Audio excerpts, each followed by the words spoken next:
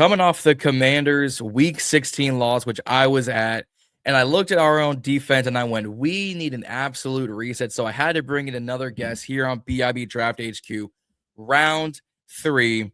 It's going to be an appropriate jersey I'm wearing. We're about to find out.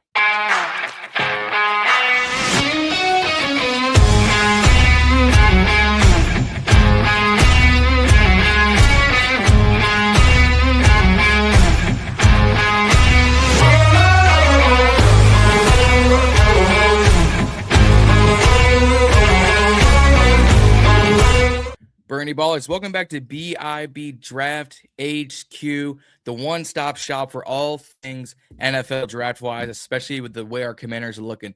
And for the jersey I'm wearing, number 93, who was previously on this team and is now a Viking, you can kind of tell where I'm going with this. We're talking D tackles, but I had to bring in a guest, whether he's 1/3 of first and 10, whether you know him as Metro Sports.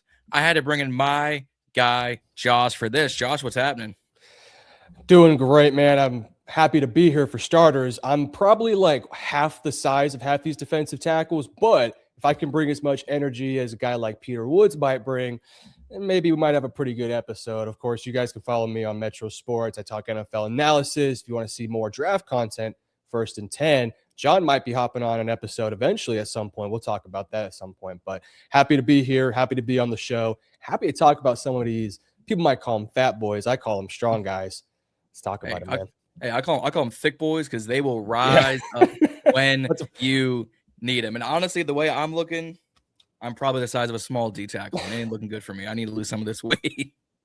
Hey, pack on 15 pounds of muscle. The Commanders might need you. Dallas Cowboys could definitely use you. Las Vegas Raiders. Cincinnati. They need you. There's a lot of teams that could use these guys. That's for sure. Oh, yeah.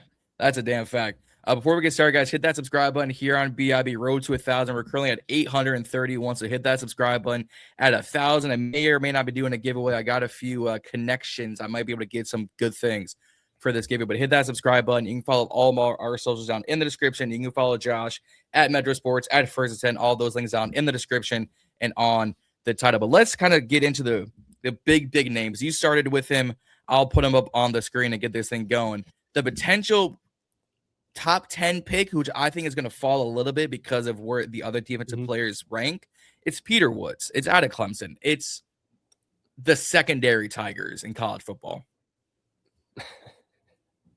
100%. Look, so Peter Woods had a kind of I don't want to say a down season this year.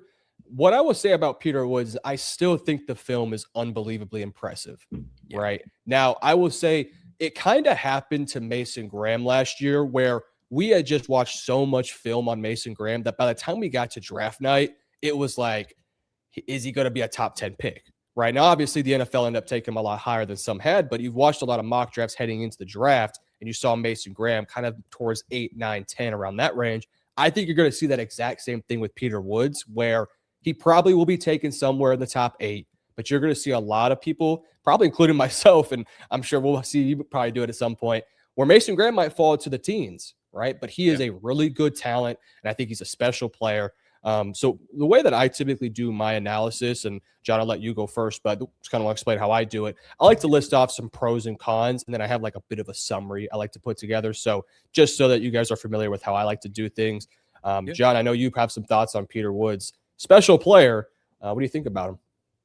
I think him overall is actually a really good talent. I think when you look at Clemson overall, it's just been a down year for the South Carolina Tigers, because coming off last year, we're all thinking, oh, he's supposed to get even better. This team is supposed to be better. With the Club Nick coming back, Dabo is supposed to be a little bit better. He comes in 12 games. He got a bunch of, 2 QB hits, 10 QB pressures, 3 sacks on the year as a D tackle. That's not as big of a stat. He's, primarily obviously inside the interior. I just think he had a down year. I think overall Clemson had a down year. But I mean, he's got good size at 6'3". A bunch of places have him listed at 315, so he's obviously bigger than me, thankfully, and younger than me, which makes me just old for whatever reason. I think based on where draft order is, I could see a team like Cincinnati, Miami, Minnesota, Baltimore, kind of that 8 to 16 range, probably getting him. because I think in the top 10, you're going to see receivers, quarterbacks, and edge rushers just go on a flurry. So same thing, like I said, Mason Graham fell to 5, who I think actually was a right pick for Cleveland. Mhm. Peter might fall in the same realm of like he's just a really good player falling because there's so many great players at higher key positions. Yeah, and you kind of hit the nail on the head there about Clemson and what happened this year, where heading into the season, it was, okay, Klubnik might be the number 1 pick. Peter Woods could be the 2nd overall pick. TJ Parker might be number 3. Yeah. Avion Terrell might be CB1. And then you kind of, Antonio Williams as well. And then you kind of got into the season and Clemson, while they still had an okay year, all things considered, given how up and down it was, all the guys that we wanted to take a big step forward really didn't. They didn't necessarily play horrendously, but they didn't play up to 2024, and they didn't grow past it, right? TJ Parker was a consensus top 5 pick. Now we're talking him maybe not even being around 1 guy, maybe being a back end, middle, somewhere around that range. Peter Wood specifically, I still like this guy a lot. So some of the things I wrote down to him for pros, I think he's an elite explosive guy. I think he has good power, good leverage. He plays anywhere from a zero technique to even at times playing kind of in the edge. Now, they did more of that when he was a bit younger. I think as time has gone on, they've started to use him a bit more inside. He's got good hand usage, high motor. He's good against the run. In terms of some cons, his arms are a little bit shorter. It's, again, the Mason Graham thing. Now, I'm not saying he's a T-Rex out there, but he is somebody that does play with a little bit of shorter arms. He does have a high missed tackle rate. He has some pad level inconsistencies. And I think in terms of a pass rush, he needs to play with a bit more of a plan. So for me, this is a guy that can kind of be a joker on the defensive front. He's got rare athletic twitch, raw power, makes him very difficult to prepare for. He can line up as a 3 technique or flashing outside. If you're playing with the heavier lineup, especially against the run, you could play him a bit more with the tackle and guard area. I don't know if he's ever going to be a 10 sack a season guy, but I think he can get to about 5 to 6 sacks per year and be really good against the run. And if he can continue to get better, he's still 20 years old, going to be 21 on draft night. If he can still continue to get better, his ceiling is generally very high to where he might be able to get to that 8 to 10 sack range if he develops properly. I think a team like Cincinnati would be a great fit for him, but obviously Washington will be in a position to take him there too. If Washington wants a difference maker up the middle, Peter Woods makes some sense. Granted, I think they should address other things, but Peter Woods would still be sweet.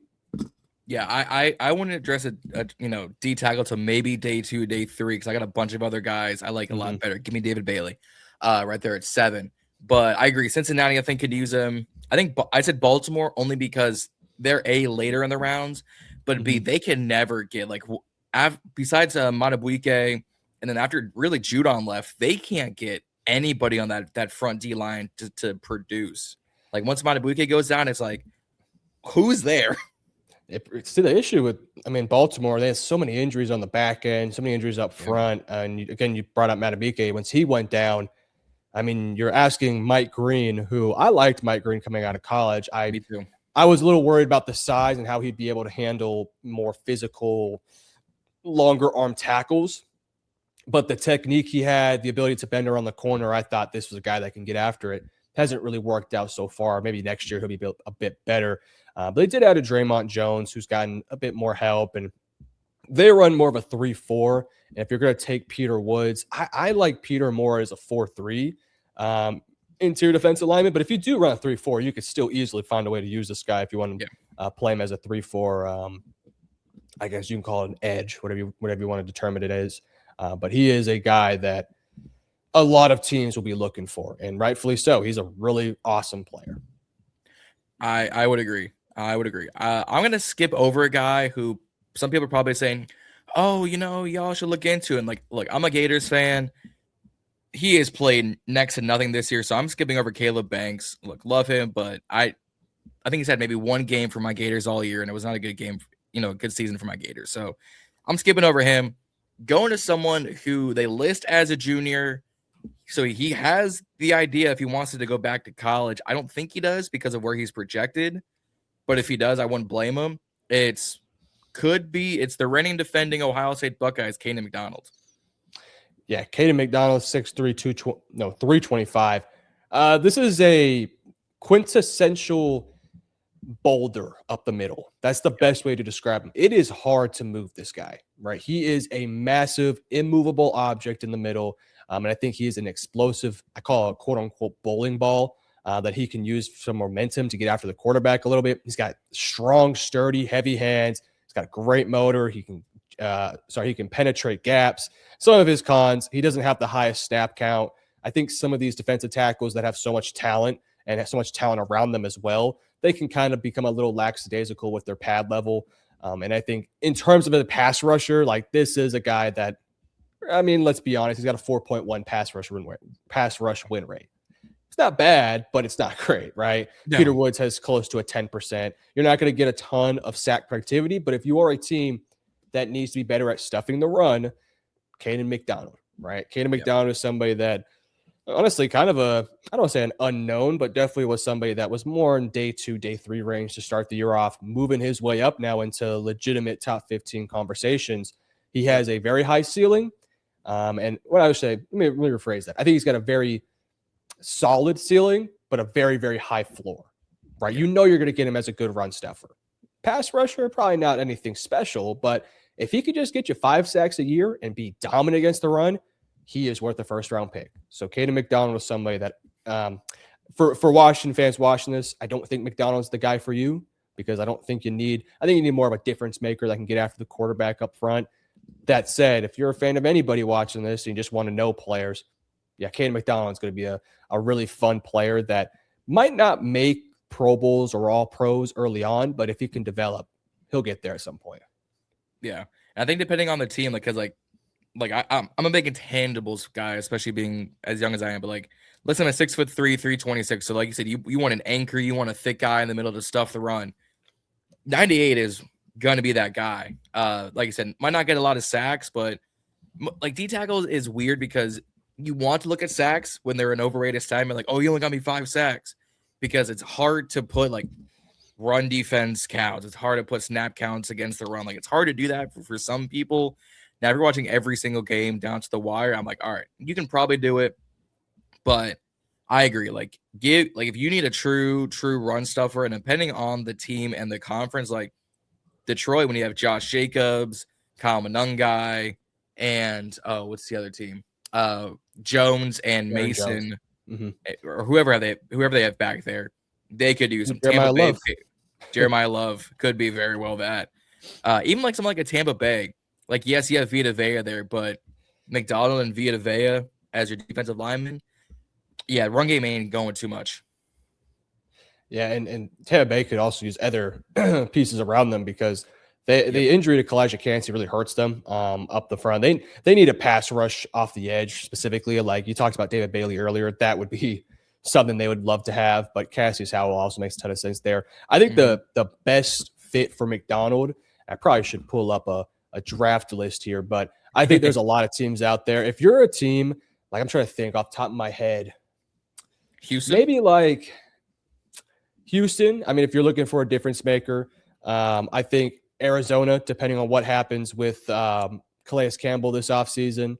I would love to see Kansas City add some other pieces. They need more pass rush juice, but to get Chris Jones off the field on early rundowns to keep him healthy and upright so that way he can be more dominant as a pass rusher. The New York Giants, they need somebody next to Dexter Lawrence because they got gashed this year. The New Orleans Saints, I know it's a bit early, but still.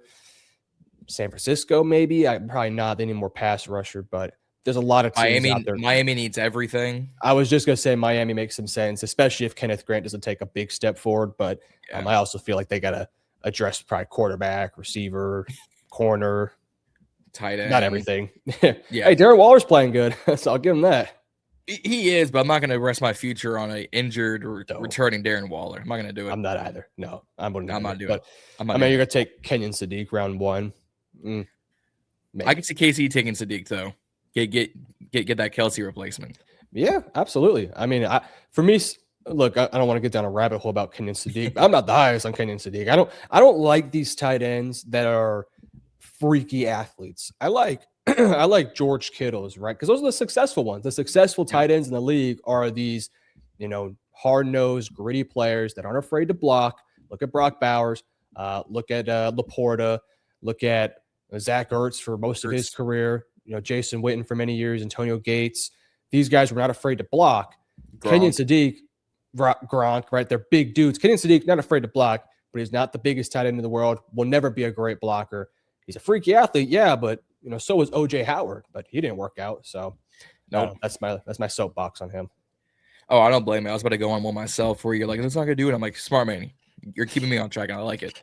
No worries. But ironically, we're speaking of Sadiq. I'm gonna go to his teammate because, again, someone who could be a very late day one, early day two.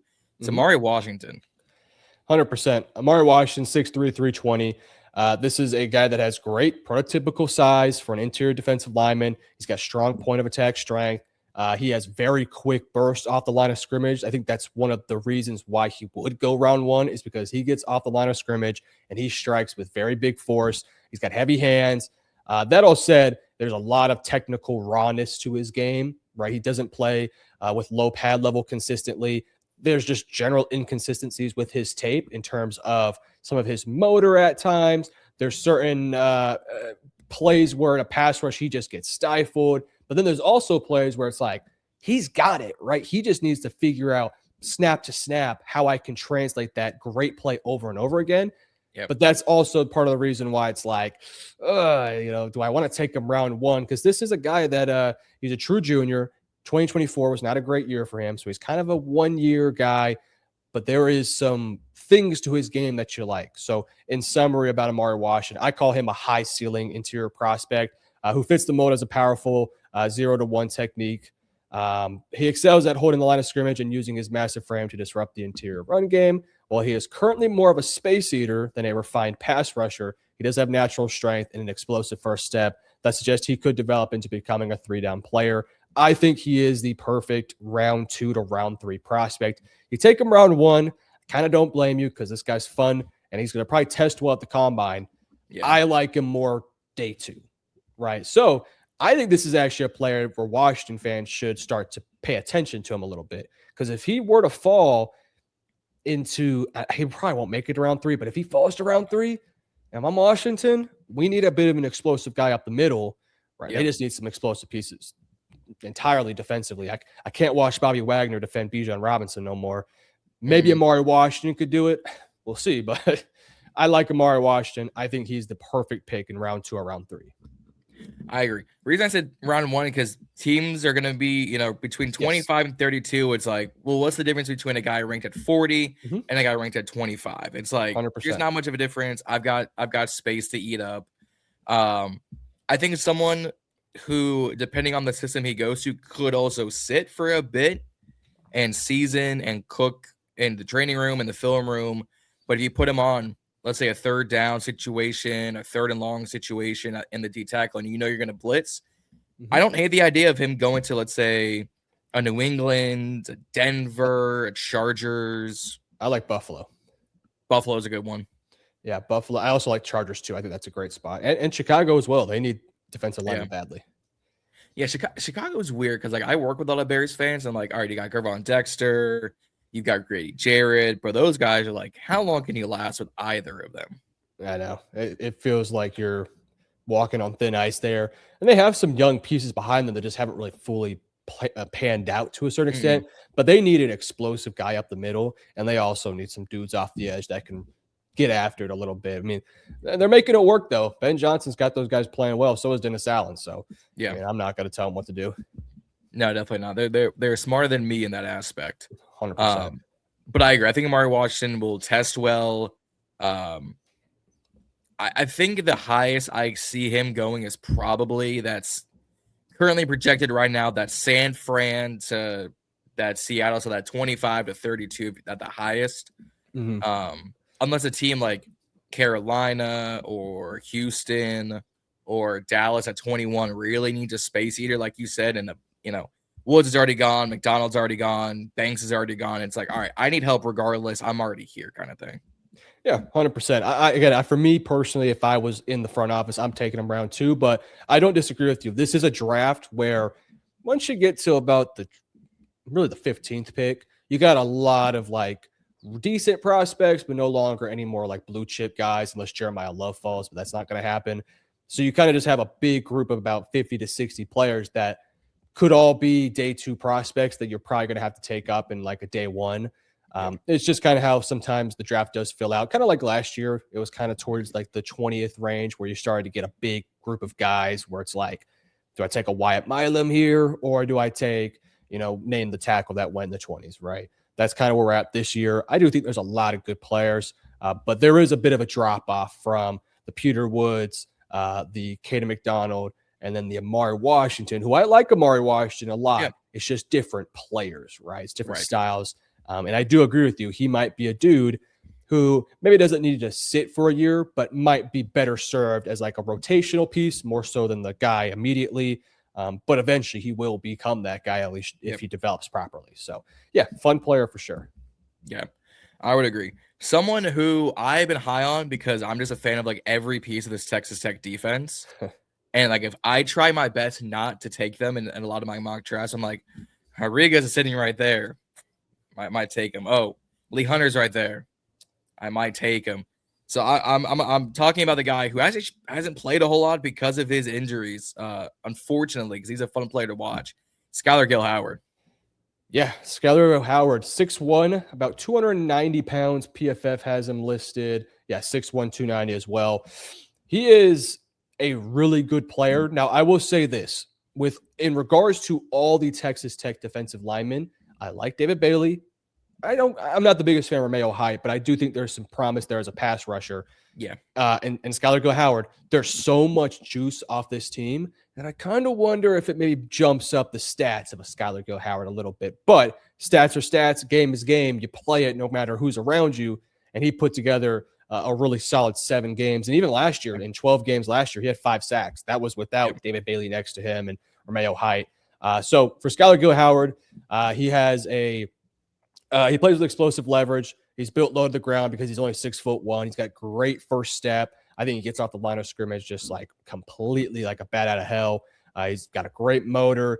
He used to be in wrestling in, I think, high school or college. I didn't write it down, but I know he was a wrestling background guy. And he has genuine pass rush juice, right? Now, that all said, he is 6'1".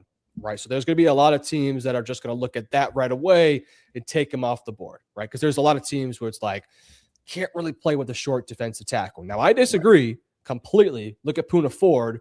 That dude's a baller. And he's like 5'11", 5'10". So being 6'1", I think he's perfectly built. But 290 is a bit of a smaller interior defensive lineman. I don't think he's bad against the run, but I don't think that's necessarily his strength per se. No. I do think his strength does come with being a really good pass rusher. So I do think there is some scheme dependencies.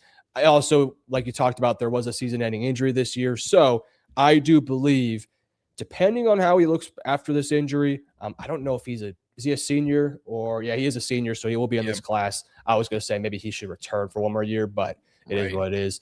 This is a player, though, that I think late day 2, early day 3, around that range. If you are a team that needs juice in the middle of your defensive line, that maybe has some roadblockers up front that can't get after the quarterback, but you're just looking for that next piece to be a part of that rotation, Skyler Gill-Howard could very well be the guy, right? If you have, I'm just going to say, Calais Campbell and Dalvin Tomlinson in front of you, and you're looking for that next piece to come off the bench and get after the quarterback, he might only play 25, 30 snaps a game, but he's going to give it all every single time he's out there, and he's going to give every ounce of 6'1", 290 to get after that quarterback. It's Skyler Gill-Howard. He can probably get, 5 or 8 sacks a season just being a designated pass rusher in the interior defensive line, which is not something you typically draft in the early portion of the draft, but in the middle of the draft in rounds 3, 4, or 5, why not? I mean, if you can get a 5 or 6 sacks, a guy up the middle, even if he's not going to be great against the run, like, why not? I don't think he's going to be getting pushed around against the run, but I'm not going to use him on first and second down. He'll be on third down packages for me. Oh, for sure. I'm trying to figure out what his injury was because it's just a lot of people saying ankle injury. I'm like, all right, either dislocated it, but he got surgery back in October, so he should be ready. October, November, December, January, February, March. He might be ready around combine time. He'll probably be like, I don't want to say game time decision because that's not the right inkling, but we'll see if he tests at the combine or at his pro day. because when healthy, like you said, he's explosive. Like you want a 5-6 sack, pass rush D tackle. Here's your guy. I don't know if he's going to wear number 0 in the league because they love to make up rules about D linemen wearing, numbers. But I would probably grab him if I had a 4th round pick. It's unfortunate he's going to fall because I think when healthy, he would have been a solidified day 2 guy, depending on whether it's a late 2nd, early 3rd. But I think the injury is going to probably keep him around that late 3rd, early 4th. Which, hey, if you're a team with a decent D line and you want good depth, but as soon as he comes back, you're ready to plug and play him, he's probably the man for the job. Yeah, and I just looked it up. He might be able to go in the playoffs. We'll see. We'll see. I wouldn't count on it because this is also a guy that's like, I want to play in the NFL and coming back early from an ankle injury. Yeah, never the smartest ideas. But if he does come back, then he'll get that much more film on him, and maybe he does rise back up into being a 3rd or 2nd round pick. I think right now, late day 3, early round 4, it worst case scenario falls to the early 5th, right? But he'll still be an NFL player that's going to be given a chance, and if he plays anywhere up to the talent that he has, he'll be there. I agree. If I don't see him coming back right now, but if Texas Tech makes it to the Natty, he's probably going to try and come back. Yeah, 100%. Why not? If Tech's in the Natty, you try your damnest to play. I know I would, but we'll see if he's like that. Yeah, it's what Aiden Hutchinson did last year in the actually against us. He was like, "Oh, I'm gonna try and go." We're like, "Thankfully, you didn't." Yep. Well, Aiden Hutchinson's a tough SOB. That's all I'll say. I think he was running like 3 months afterwards. I'm like, I know. Are we sure we're not just like him? Broke his leg. Miles Garrett. We need their blood. We need to produce some athletes with their blood. Absolutely. He's those Michigan guys, say what you will about the coach, say what you will about all the stuff that's happened off the field, but those players that play for them, they have some dog in them. Oh, for sure. We're gonna kind of go down the line of these kind of now day 2, day 3 guys. So someone who, if you watched Friday night against Oklahoma, you heard his name called a few times, but he's starting to get some momentum now. It's Alabama's Tim Keenan III. Someone who I'm actually liking more and more as I'm doing mock draft studies. Yeah, so Tim Keenan, he's 6'2". He was around 350 pounds, but he has dropped down to about 315, 320. Now, there's pros and cons to dropping weight. In terms of pros, makes you a little bit more explosive, might help you as a pass rusher. But if you drop down 35 pounds, it's going to take some time for your body to adjust to that. It's going to take some time for your power to, maintain and all that sort of stuff. So he's going to have to keep – I like him better at around 315, 320 than I did when he was 350. This is a guy that you're not going to get a ton of pass rush productivity. Now, he did have 3 sacks this year. He did have 3 sacks last year. He's not going to win a lot. He's just not going to. Now, he could eat up sacks. If he can push the pile up a little bit, a quarterback steps into his range, gets his hands on you, you're going to go down. That's the type of sacks he's going to get. You're not going to see a Quinnen Williams type of a play out there, or you're not going to see a Chris Jones type of play where he's doing swim moves, spin moves, dips and rips and all those sort of things. Not really going to see that from Tim. What you're going to see from Tim, he's a big dude that's a freaking brick wall. Right. It's kind of like Kayden McDonald, but McDonald's just a little bit better at being a bit of a pass rusher, but he's also better as a run defender. He's still really good, though. Tim Keenan, again, I'm kind of with you. I like him. In day 3 right now. I think he's more of a day 3 guy. Could he work his way into day 2? Maybe. I just don't see a difference-making pass rusher that would make me interested in him, right, in day 2. But this is a guy that has really good footwork. I think for a guy that is as big as he is, he moves it well out there. I saw somebody call him a dancing bear, and I was like, I kind of could see it. He is a bit of a dancing bear out there. The one pass rush move he does have, he's got a club and rip that he is really good at. And he can absolutely collapse the pocket multiple times. He is a space eater. He knows how to play with leverage. He's not the biggest guy in the world. He's only 6'2". He's going to have to maintain his weight. He needs to learn how to finish when he does have the occasional pass rush, when he can get after the quarterback a little bit. And one thing that if you watch the entire games, you'll see of him, from play 1, he's a different player to play 55, 60, 70, whatever, right? When you get to the back end of games, and I wanted to make sure. So what I typically do when I'm watching film is I'll watch the film. I watch 4, 5, 6 games, however much I can fit into a day or fit into a couple hours. And then I like to take the work that I write down, and I want to make sure I go watch YouTube videos. I go watch, read people's stuff, make sure that I'm not seeing BS, basically, right? Like I'm not reading too much into my own thoughts and head. And I was glad to hear that everyone was like, yeah, play 1, he's great. Play 55, we saw him get pushed around a little bit. Right. He's got to be better at that. And again, I do think that's part of him being at one point 350 pounds. Right.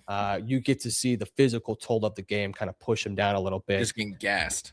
Exactly. But the good thing with this one, though, I'm not too worried about that at the NFL level because I don't think he's going to be a dude that gets 50 to 70 snaps. No. He's going to only get 30 to 35, 40 snaps. They're primarily going to be on first and second down. I don't think you're going to have him on the field on third down because you're just not going to get a ton from him as a pass rusher. But I think there is some upside to this player. He's still working. He's still developing. He's still just playing with this newfound weight to where at some point, maybe you could get something out of him. So he's a good high floor player that I think maybe has a sneakier, higher ceiling than what you might expect. But, he's an Alabama kid. These Alabama players, they typically pan out. So I wouldn't be afraid to take him on day 3 or very late day 2 at the earliest. Yeah. And I think NFL coaches are probably looking at his 320 saying, hey, we can probably get you down to 310, 315, but then pack on some muscle so you're not gassed halfway through the game. So like I said, play 50. Well, if he's gassed out by play 25, and then gets blown up by, a Penei Sewell or Trent Williams, and you're like, where did he go? I think that might be part of it because like if I'm running a mile, I'm gassed by the home stretch. So I'm gassed at the halfway point. Honestly, I'm giving myself too much grace. It is the halfway point.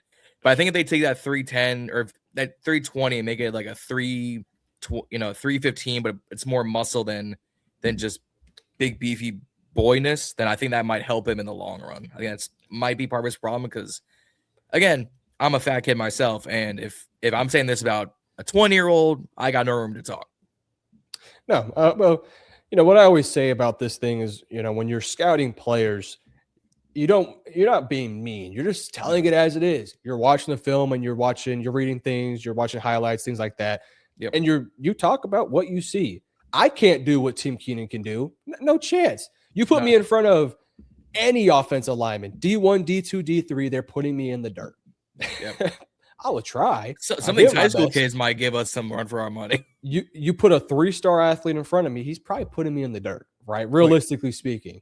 I mean, I played a little bit of some high school ball.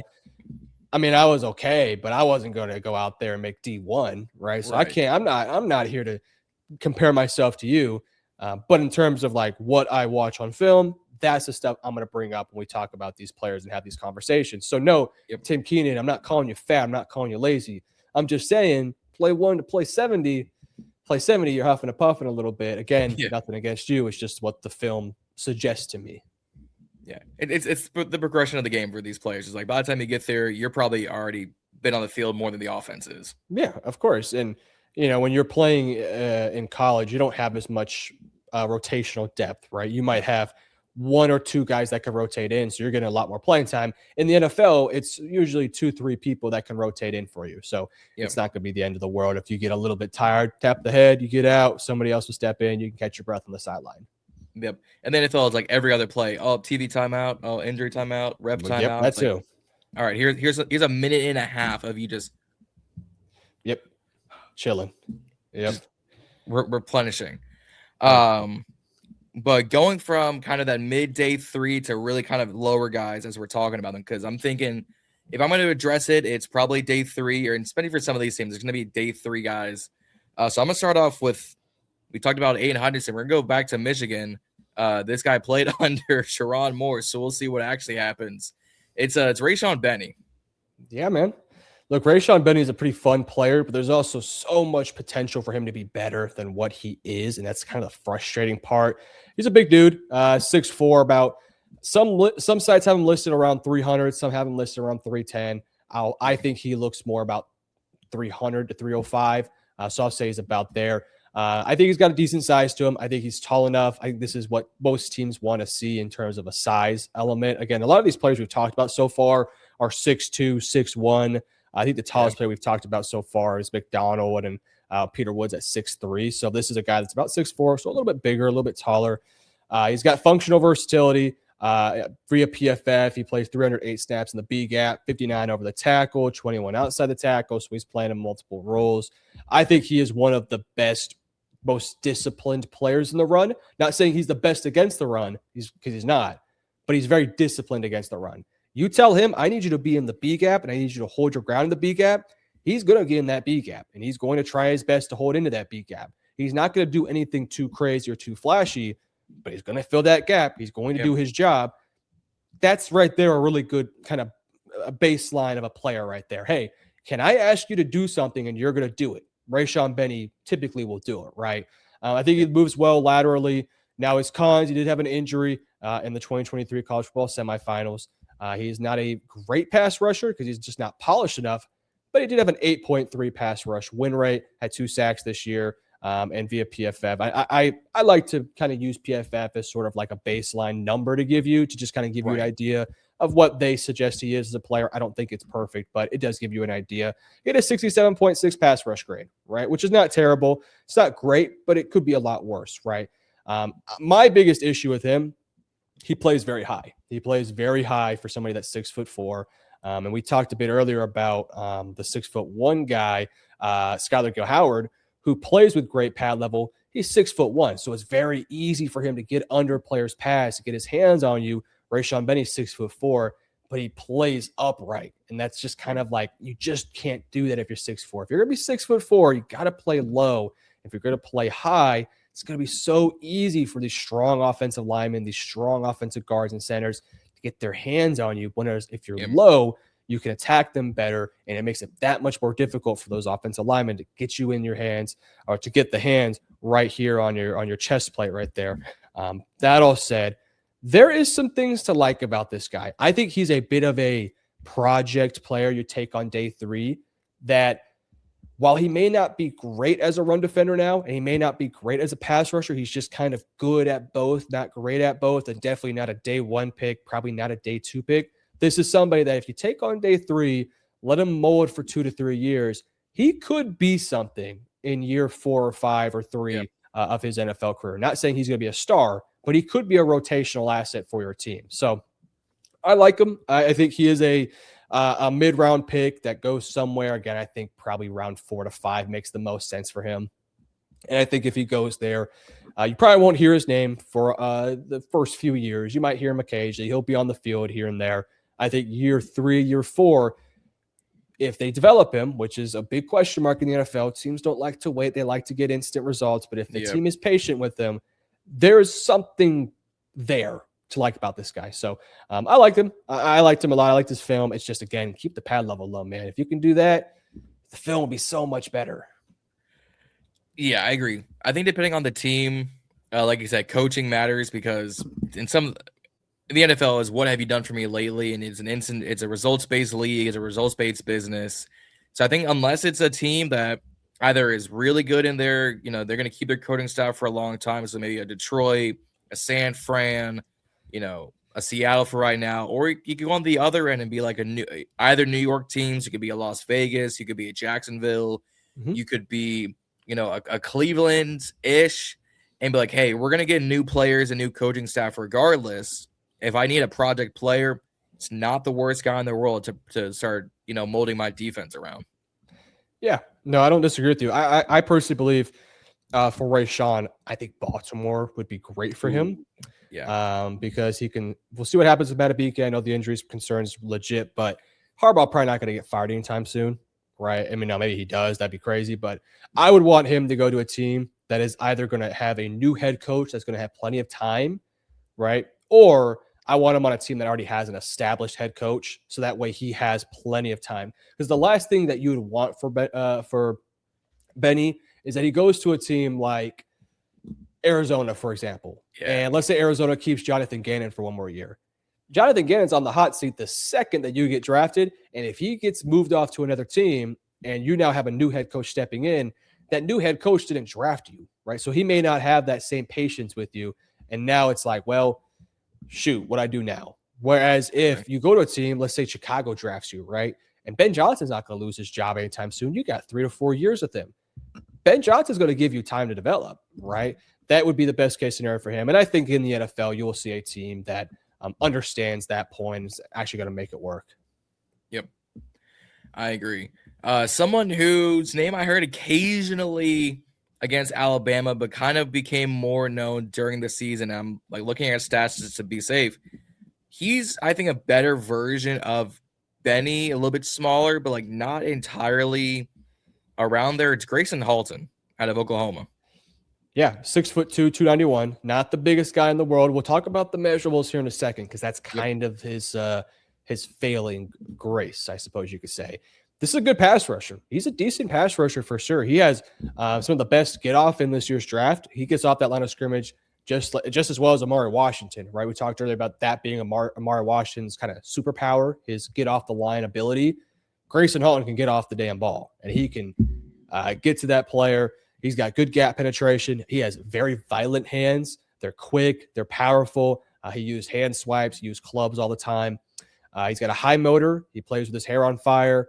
He could play in multiple positions. Again, 75 snaps in the A gap, 287 in the B gap, some over the tackle, some outside the tackle. He is undersized, and that's the biggest con I can give to him. He is 6'2", 291, 291 pounds. You're going to get moved around a little bit in the run game. Yeah. Now, for Oklahoma, he's been pretty good in the run defense, right? Again, PFF has about an 86.9, 10.2 run stop grade, or run stop rate, apologies. And when I'm watching the film, I think he's decent against the run. I just think in the NFL level, because he has these short arms and because he's 291 pounds, he's going to get moved. He's just going to get moved in the run game.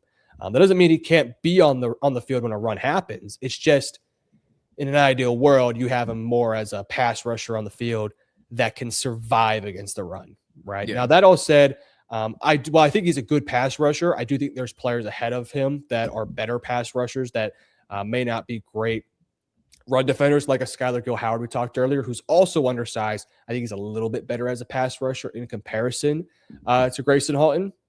But with Gracen Halton, again, if you want kind of a cheaper version of Skyler Gill-Howard, yeah, why not? He's an elite penetrator. He could play in the 2 gap. He could hold the point of attack. That all said, when you go up against these heavy, strong offensive linemen, they're going to push him around a little bit. And that's going to be an issue that's, it's going to create gaps. When you go up against the Detroit Lions with all their physical offensive linemen, and they're going to probably draft more this year, they're going to move him around a little bit. And that's going to create gaps for Jahmyr Gibbs to have those big explosive runs. And that's going to be a massive red flag for a bunch of teams. Yeah. But if you use him properly, if you say, hey, again, I think he's probably better suited in a 3-4 than a 4-3. You use him properly where he doesn't have to worry so much about, holding up gaps. I think in a 3-4, what I like about 3-4 is you have these 2 outside linebackers, you have these 3 big dudes up the middle. You're just a part of the machine at that point, right? You just kind of hold your gap the best you can, but you got a big dude up the middle. Like Baltimore has Travis Jones, big dude, 330-something pounds. He could stop the run. If I could just hold my gap enough and I don't get pushed around, but even if I do, I got 5 dudes on the line of scrimmage and 2 dudes behind me. I can survive that. Whereas in a 4-3, you got these really big gaps in between you, and you have to hold your gap. I don't think Gracen necessarily would be great in that role. I think he could be a rotational piece in that role more as a pass rusher. But again, we're talking about a day 3 guy. Probably won't be a starter for you immediately. Best case scenario, you can develop that, but more than likely will be more of a rotational piece. But good player, though. He's a fun player. Oklahoma had a good defense this year. It's a shame that actually it's not. I'm a Texas fan, so I was kind of happy to see him lose. Touche. I wonder if a position change for Gracen from interior to exterior on the edge might do wonders with his size and potential. Like, he probably won't test the greatest, but I mean, if 6'2", 290, I've seen edge rushers smaller and bigger than both sizes and do decent well. I wonder if he'd have to drop a little weight, I would say, because like LT Overton plays off the edge, and he's a big dude at 270, and he's a decent mover. I think Gracen would have to get down to about 275, which he could Yeah. probably do. I think he could survive up the middle. It's just, again, I personally would prefer him to be in a 3-4 system, or just a system in general that's more catered to these undersized interior defensive linemen, because there's plenty of systems that can work with his skill set. Right. But if you throw him in a system where, again, a traditional 4-3, where you want these big edge rushers, these DeMarcus Lawrences on the outside, you're who is that guy that played at Houston, New England? Big dude. I'm blanking on his name, but you guys know what I'm talking about. Yes, Vince Wilfork. That's the type of stuff you're going to see Wilfork in. He's going to be right there in the middle. He's going to eat up 3 gaps. Not really Gracen Halton now. Again, I think the size is the big issue, and he doesn't have the longest of arms, but him as a pass rusher, he can go a little bit. Yeah. I mean, again, I only ask because I've seen worse edge rushers at his size. I've seen better edge rushers, bigger and smaller. So I'm like, I wonder if this, because it's not like he's a big 290. He's just based on this photo, he's a lean 290 at 6'2" as well. Yeah, he's very leaned out. From the film I was watching, I didn't feel like he was ever bullied out there necessarily, but he was getting moved around by bigger offensive linemen, and that's going to definitely happen in the NFL. If he's going to play off the edge, again, I personally would just say keep him inside. But if he can drop 10, 15 pounds and a team that runs more of a 4-3 that just wants a big dude off the edge, I just don't know if he has the pass rush juice to survive out there. But if you're like, hey, we'll give him a shot there and see if it works out. Worst case scenario, it doesn't. We pack back on the weight. We play him back inside. I wouldn't love that for his career, just because messing with weight and stuff like that is tough and difficult. Yeah. But if he's okay with it and the coaching staff isn't going to punish him for not succeeding there and is willing to go back and put on the weight, then sure, give it a shot. Why not? Yeah, why not? Another guy that I'm kind of ironically in the same boat as we just finished that sentence, hey, why not? A little bit bigger, maybe a little bit stronger, out of a much smaller school here on the East Coast is Leeds. NC State's Brandon Cleveland. Yeah, big old Brandon Cleveland, 6'4", 320. PFF has him 6'4", 315, so kind of up and down a little bit. This is a prototypical nose tackle frame. 320 pounds. I think it's well distributed. It looks good on him. He's got a good point of attack anchor. I think he tackles very well. He's a smart football player with good feel for the game. I call him a dirty work player, a guy that just does his job, does his role. He's not going to be a good pass rusher. He's just not. His pass rush run rate is less than 6%. He had 1 sack last year, 2 sacks this year. It's going to be another one of these dudes that's going to push the pile a little bit, and he's just going to eat up sacks that enter into his range. He's never going to be a dude that's going to consistently win one-on-ones. He might win in one here and there, but that's not really his big game. He's not an explosive athlete. His first step's a little bit slower. He can be slow to shed blockers once they've been engaged, which is a bit of an issue when you're going up against the run. You want to see guys disengage and make some tackles for loss. It's not really his game. His game is just eating up blocks and trying to cause havoc, basically. He's just not – he's a strong player, but he doesn't really move players around much. Yeah. Now, that doesn't mean players move him around. It just kind of means he's either going to get moved or he's going to get stalled. He's not going to necessarily get that push against you necessarily. But that said, this is someone that's going to play on the A and B gap. He's going to fill up holes. He's a rotational run defender. I don't know if he's ever going to be a full-time starter, but if your go-to run defenders out of the game for whatever reason, you throw in Brandon Cleveland, I think he could survive. I think he'll be totally fine. Not necessarily the sexiest pick, but you're looking at a guy maybe round 5 to 7, right? Good high floor depth piece. That's a situational run stuffer that he's going to be a good locker room presence. He seems like a good guy. I watched some interviews of him. He seems like a chill dude. But yeah, I mean, you're not looking at a difference maker here. Just another one of these dudes up the middle that can stuff the run. Not going to do much as a pass rusher, but that's fine. I mean, it's a 7th round pick. Right. It's probably someone who, if drafted, will probably start on, kickoff, not kickoff coverage, for extra point and field goal, lines. Probably start off, if it's a 3rd and long situation or a 3rd and short, and they're going to run the ball. Maybe someone put in that nose gap right in the center. But yeah, a day 3 kind of project guy. probably not going to do much for you, but is a better piece in the depth wise, and some teams might have altogether. 100%. I agree with you. All right. Well, these last two guys, one's just like personal, one's because it's Texas Tech. It's two guys that I'm kind of curious where they're going to go, because like they have high-ish floors, but not like very low, or high-ish ceilings, but not very low floors. Because like they could go late fourth, they could go 7th round, and that's going to be the problem with some of these like weird positions. So I'm going to start off with the Texas Tech kid. I'm going to start off with Lee Hunter, someone who I'm like, if I can't get Skyler Gill-Howard, get his teammate. Yeah, again, I'll say the same thing about Skyler. I'll say it again here with Lee. Lee has great numbers this year. He's having probably career best. I have to say it. He's got David Bailey. He's got Romeo Hyatt. He's got Skyler Gill-Howard for the first few weeks. How much of that is benefiting off those guys, and how much of it is him just being that dang good? But still, 6'4", 320 pounds. He's massive. He is an imposing player up the middle. He has heavy, violent hands. I think he moves well laterally. Like, I think it's a bit shocking how fast he is laterally. He's got a high motor, and he can be a disruptor in the backfield. That's one of my favorite things about interior defensive linemen. Like, I'm not asking you to get me 15 sacks. I'm asking, can you consistently collapse the pocket on the quarterback from up the middle, even if it doesn't mean you're the one getting the sack? Can you make it difficult for that quarterback to step into the pocket? Because if that quarterback has to take a step back, I got these two David Bailey's, Romeo Hyatt, flying off the edge, right? You look at the Atlanta Falcons this year. They got James Pierce Jr. on one side, Jalen Walker on the other side. If I can get a big dude up the middle that's going to push that center up 3-4 yards, and that quarterback, Michael Penix, can't step up, I got Jalen Walker stepping. I got James Pierce stepping. It's kind of what Lee Hunter can do consistently. Now, he's not a polished pass rusher. He doesn't have too many moves. He just kind of relies on a consistent bull rush. Now, he's strong. He can move you a little bit. If he could add that little club, the rib, the swim move, different moves like that, now we're talking about a real player. So he's going to find that in his bag. He plays with a relatively high pad level at times. He's got weight and conditioning issues he's got to figure out through. But he still has a pretty explosive first step despite that.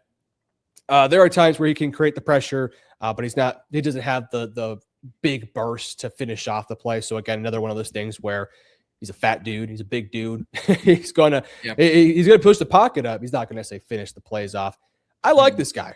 I think of the names we've talked about the past few players, Cleveland, Rayshaun, Benny, Gracen, Halton. I like Lee Hunter a little bit more than these guys. I think worst-case scenario, you're getting a dude who's pretty decent against the run, right? He's not necessarily somebody that I think is going to be the anchor up the middle necessarily, but I do think he is a solid enough player that you can rely on in the run game. Like, he's not going to get moved around out there. He will fill a gap. Again, true nose tackle guy. A gap, B gap. That's where you want him at.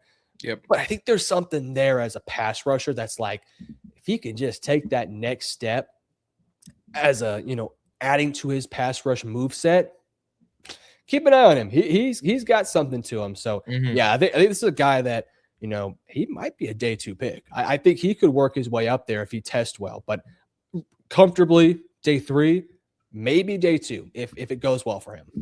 Yeah, the reason why I said he's weird because I don't think he's going to test exceptionally well. I don't think Skyler Gill-Howard, or I said this with who did I have on? John from the Sick Podcast Draft Digest. Because when we talked to linebackers, I talked linebackers with him, and we talked about Jacob Rodriguez, the Texas Tech should have been highest mid finalist. He had my vote. He had my vote. He had my vote too. For me, it went him, Love, then Mendoza, and I was like, all right, 2 of my guys got in there. I ain't mad at it.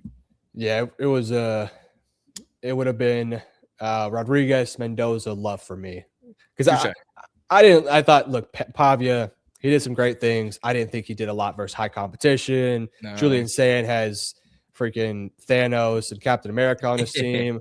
And who's the other person? Those are the main 2. And it has 3 more years to do what he wants to do. Yeah, he can win it next year. Just be patient, bro. Exactly. So, and the reason I brought up J-Rock, because I don't think he's in test exceptionally well either. He'll have the IQ, he'll have the motor, but I don't think he's going to have, the speed and, everything you want in a true 2026 NFL linebacker. So he might be a day 2 pick. So if you're saying Lee Hunter could be a day 2 pick, that I wonder if he rises, I wonder if it got Gill-Howard that might drop because of said injury. Like one of those just swap spots. Maybe. I mean, there's definitely a chance. I like this guy. I think I kind of struggle if I like him more than Skyler Gill-Howard. They're different players, very different styles. I kind of, I usually have like my profile of what I like. Like, for example, receivers, I like 6'1", 195 to 200 pounds with strong hands, is willing to be a good run blocker. Like, that's what I like in receiver, right? When it comes to interior defensive lineman, I just don't know if I have a type right now. Like, I don't know what I like. That all said, whatever Lee Hunter has, there's something about him I like. There's something, maybe he's my type of guy. So maybe I'll be a Lee Hunter truther. Hey, I'm right there with you though. If I see him get called in round 3, I'm gonna go, let's go. Yeah, hell yeah. like some of these guys, you're just like, you can't help but root for regardless of what team they're going to. You're like, hell yeah, let's get. Well, you watch enough tape of them just working their tail off. Exactly. And it's like you kind of just sort of say, like, I get it. Like I'm rooting for this dude, even if he's not the best player, even if he won't be a first or second round pick. It's like I just kind of root for this guy. Something about Lee Hunter, it's like I just kind of root for him a little bit. I'm right there with you. The last guy I want to talk about, who I think is actually the smallest guy we're going to touch on, and ironically, it's weird enough that he's coming out of the United States Academy. It's Landon Robinson, excuse me. 6 foot. PFF has listed 6 foot 287, so almost an edge rusher at this rate. Yeah, he is a undersized player. If you guys know who Bruce Feldman is, he has this thing called the freak list. It's guys that are just massive individuals that do something unique, right? Dontay Corleone's been on that list multiple times. You guys might know him. He's a freak of nature. This dude right here, 100% in that boat. This is one of the more fun players to watch because this is a dude that they have on punt team, and he run the football on punt team. This is a dude that I can't. Hopefully, I get my numbers correct. I think he took some handoffs for Navy at some point. I could be wrong there. Don't quote me on that. But I'm gonna read some of the numbers off real quick. Now, hopefully these numbers are completely updated. I'm not 100% sure, but 20.13 miles per hour he reached GPS speed, 33-inch vertical jump for a dude that's 6 foot, 290 pounds, 465-pound bench press, 665-pound squat, 350-pound power clean.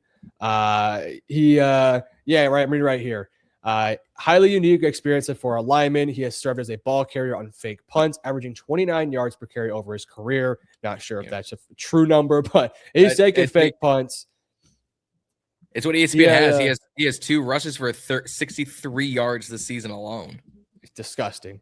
61 tackles in 2024, 8 sacks in 2025. He has a knack of forcing fumbles and showing up in high stakes games. High motor, plays with leverage. Now, when we get to some of the cons of this guy, he's 287, right? He's 6 foot 287. He's a smaller interior defensive lineman. He's exactly. He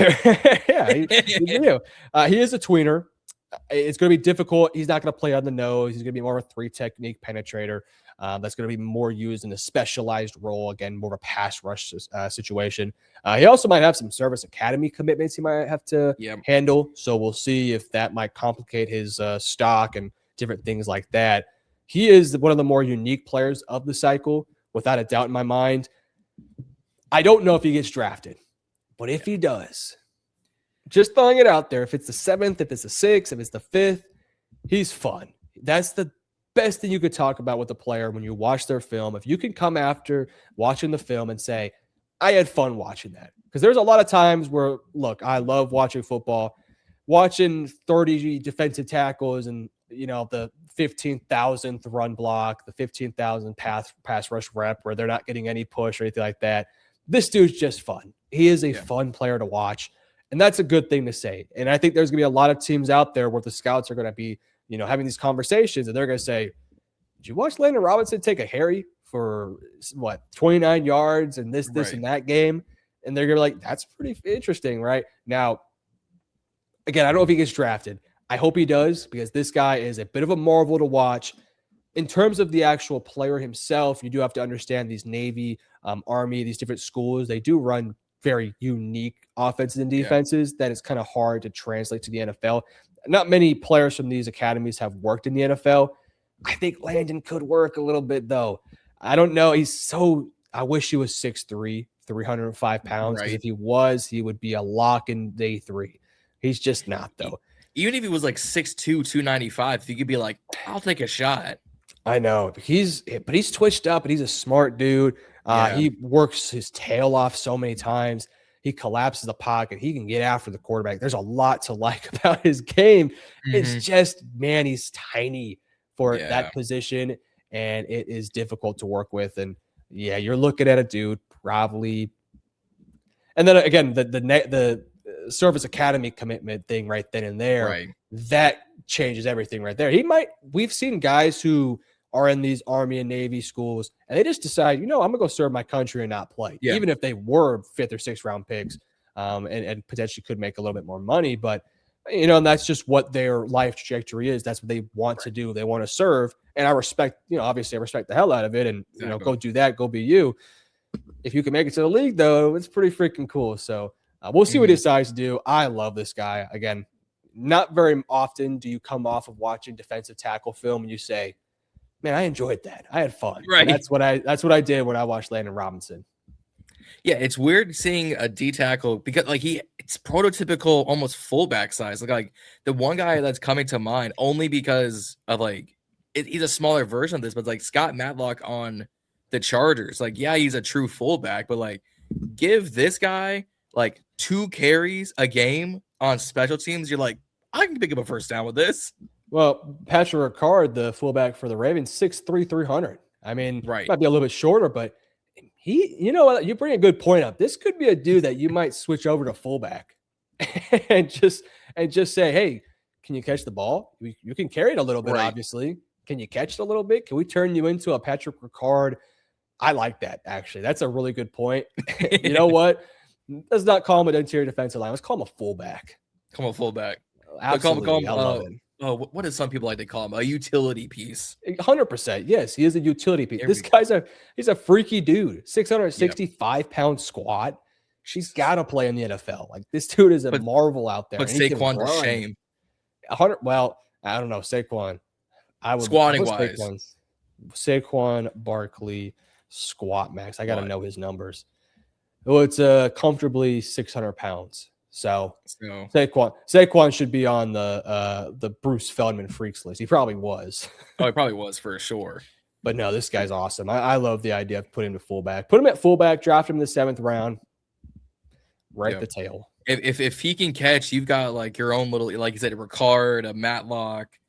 Probably like a poor man's Juszczyk, because Juszczyk can truly catch out of the backfield. Yeah, he's a but imagine him blocking for Derrick Henry. Oh yeah. I love it. I think it's great. I think put him in front of Mark Fletcher for Miami after what he just did to Texas A&M. Hey, Mark Fletcher, I know this is a running back conversation, but he kind of gave me I almost said Mark Henry from WWE. Some Derrick Henry vibes a little bit. There we go. I love it. I don't know. Have Landon block for Jeremiah Love or Ashton Genty. Hey now. Ooh. Hey. They and my Raiders could use a fullback. So hey, Landon Robinson. And you know what? I would, if we're having the conversation, I would venture to say there's some scouts that are like, can we move him to fullback? Can he drop 10 pounds maybe? Can he be a little bit faster, have a little bit better hand? I mean, not even really be faster because he's already a freaky athlete, but I like that. For no reason. Yeah, for no reason. He's 290 pounds. He probably runs like a 4.8 or something crazy, which is just nuts for his size. Which would be insane. I'm looking at it right now, and it's saying based out of his high school, freshman year, they clocked him at 4.6. That wouldn't shock me. And recently, that explosive. If he's running between a 4, let's call it a 4.9 and a 4.6. Yeah, put him at fullback. You can probably get him up to a 15-mile-an-hour good rush. Yeah, I mean, look, if he can, I don't know if he's going to go to the combine or not, but if he runs at his pro day, if they do a pro day, and he runs a 4.75 or 4.8, boy, we're going to have some conversations about him being a sneaky day 6, day 7 pickup. that's like you're investing super low, but you have a vision for what he might end up becoming. And that is a fullback, hopefully. But as an interior defensive lineman, he could also go. It's just at 6 foot. Play him at fullback. Why not? I love it. I'm getting hyped about him right now. I know. I love it. Let me go break into AP's locker room and be like, hey, you're taking him today. Right now, you're going to sign him. Absolutely. Got to get this done. Got do it expeditiously right now. Yes, I agree. But, man, I'm about to boot him up into Matt or something. Be like, fullback, you're going to rock 44 like Riggins. Press play. Can I speak of another really quickly, another Bruce Feldman's freak list? So absolutely, Dontay Corleone, who I also had watched a lot of his film too. I'm looking at some of his numbers. Bruce Feldman's freak list, benches 485, squats 605, deadlifts 700.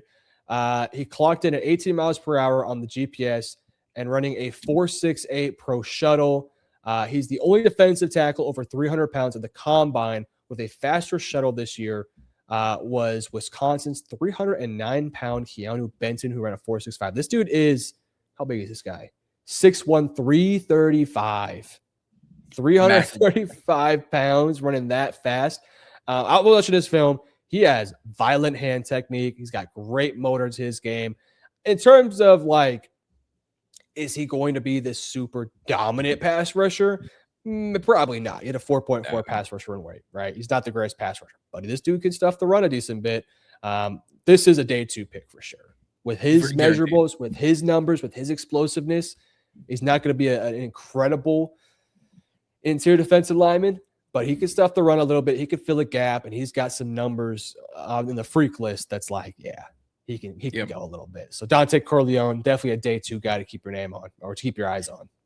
Yeah, I was debating if I brought up Corleone because I'm like, everyone's going to talk about him. I want to talk about some of these, these different guys like him, Dominique Orange, CJ Fight, Daryl Jackson. I'm like, I'm going to hear about them a lot. Albert Regis too. I'm going to hear about them a lot. Like, let me tap into some of these guys. But yeah, Corleone, like PFF has him ranked 59th in this whole class. So he'll probably go late second, early third. Yeah, he's a lock probably for day 2 at worst, early on round 4.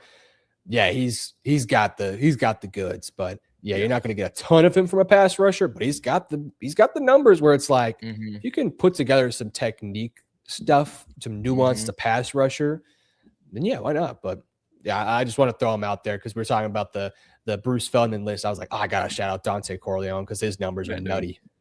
Yeah, they are weird because like yes, PFF is like a baseline, so I'm taking these numbers with a grain of salt. So if you take it like that, he's gone worse every year. No, he's just been a better run defender than anything. He's only played 10 games this whole season.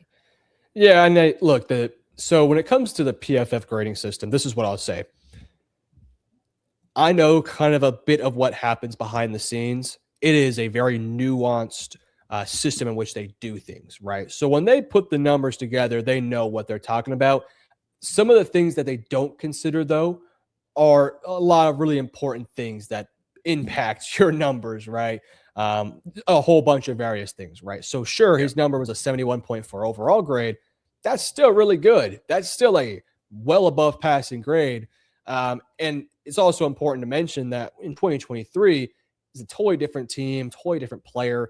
Personnel around him so much more different. He might have played next to great pass rushes around him that helped him get that much more juice out of him. So the number might have been inflated a little bit. Then he went back in 2024 where the talent might have left him, and he's just a different player. Not entirely, but just a little bit worse. And he's a great player. And he might be a dude where you put him in the NFL and put him around great pieces. He might rise back up to being that difference maker. But he was great this year, and I loved watching his film. He's a fun player. Oh, I agree. Like I said, PFF is like a great kind of baseline. Get your names, get your stats, get your numbers.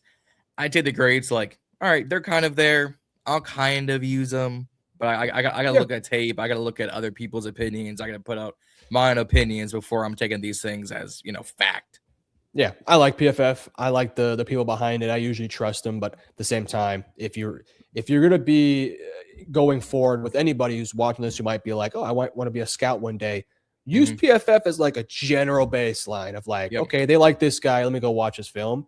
Because you might find, oh, this dude has a 95.5 PFF overall grade. And you watch the film and you're like, yeah, he's putting up some great numbers. He's doing some great things. It's not going to work in the NFL.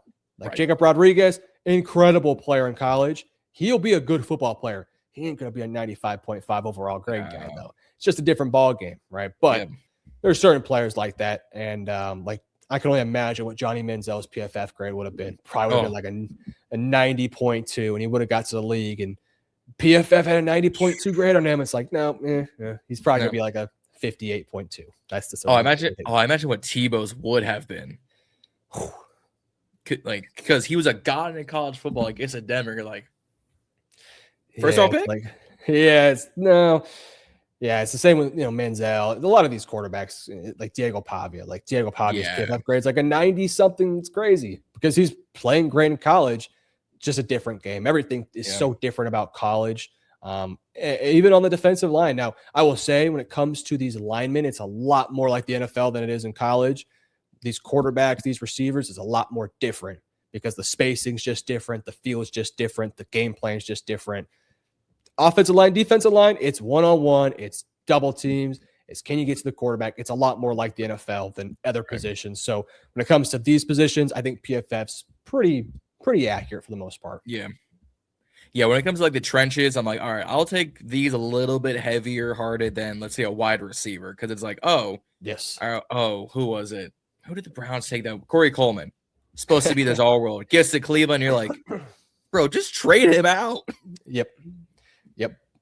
100%. But no, this was fantastic. I appreciate you coming on. Had a great time. 100%. Hopefully you guys got to learn some new players and whatnot. Again, fun interior defensive line class. A lot of talented players here. I think there's 2, maybe 3, maybe 4 interior defensive linemen that go in round 1.